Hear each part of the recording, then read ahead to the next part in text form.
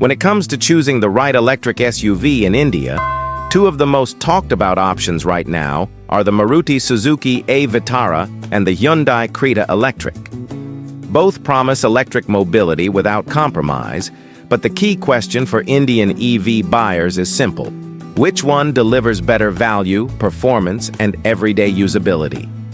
In terms of looks and design, the e-Vitara presents a modern and upright SUV silhouette with clean lines, a sculpted front fascia, distinctive LED lighting, and purposeful proportions that hint at both city style and long-distance practicality. The Creta Electric follows the familiar SUV stance of the popular ICE Creta, but adapts it for electric use with a closed-off grille, aerodynamic touches, and subtle design refinements. While the Vitara leans into a slightly more futuristic EV identity, the Creta EV keeps things familiar, which appeals to buyers transitioning from ICE SUVs. Inside, both cabins are tech-rich and comfortable. The e-Vitara comes with dual screens for infotainment and instrumentation, ventilated front seats, a wireless charger, and Level 2 ADAS, making it feel premium and feature-packed. The Creta Electric also impresses with dual 10.25-inch screens, a panoramic sunroof, ventilated and powered seats, automatic climate control, 360-degree cameras, and a comprehensive safety suite. Both interiors are well thought out for Indian climates and usage. When it comes to performance and range, the e-Vitara offers multiple battery options, smaller 49 kilowatt-hours and larger 61 kilowatt-hours packs, with ARAI-rated ranges topping around 543 kilometers on the larger battery per charge.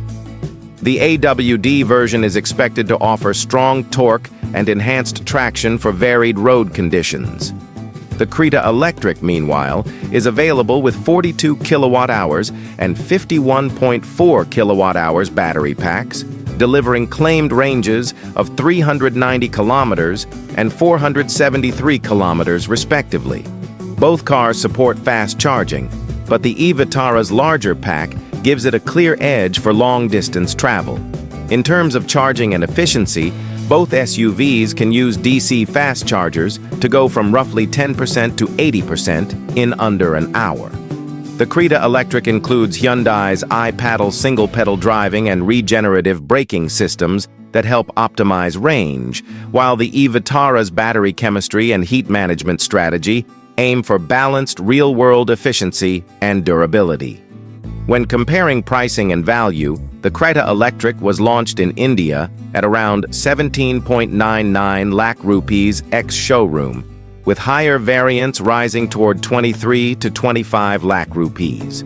The e-Vitara is estimated to start slightly higher, around 20 to 25 lakh rupees ex-showroom, aided by its larger battery and AWD tech in top trims. Both sit in a similar bracket but offer different value propositions.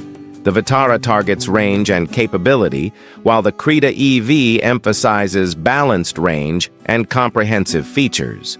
Safety and maintenance are critical. The e-Vitara has received high safety ratings in crash tests and comes equipped with Level 2 ADAS and multiple airbags. The Creta Electric also offers Level 2 ADAS, robust active safety systems, and Hyundai's strong service network in India, making both choices safe and well supported. Early user and expert feedback suggests the e-Vitara's range and AWD option stand out for buyers prioritizing distance and versatility, while the Creta Electric is appreciated for its refined dynamics, brand trust, and extensive features for the price. Some buyers raising concerns about pricing differences and real-world charging infrastructure coverage reflect a nuanced decision. Your priorities will define the better choice. Final verdict: if range and power are your top priorities, the e-Vitara may pull ahead. If you value balanced performance, refinement, and proven brand reliability, the Hyundai Creta Electric is an excellent EV SUV choice. For more honest comparisons like this, subscribe to TurboXcel, hit the comments, and tell us which two cars you want to see next.